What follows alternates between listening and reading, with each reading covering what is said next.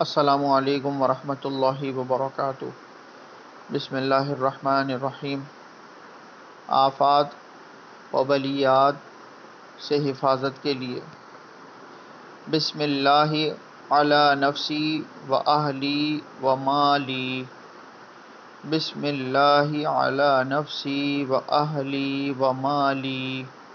فائدہ: حضرت عبداللہ بن عباس رضی اللہ عنہ فرماتے ہیں کہ ایک شخص نے نبی پاک صلی اللہ علیہ وآلہ وسلم سے شکایت کی کہ اسے بڑے آفات و مصائب آتے ہیں۔ آپ صلی اللہ علیہ وآلہ وسلم نے اسے فرمایا، جب صبح ہو تو یہ دعا پڑھو، آفات و مصائب نہیں آئیں گے۔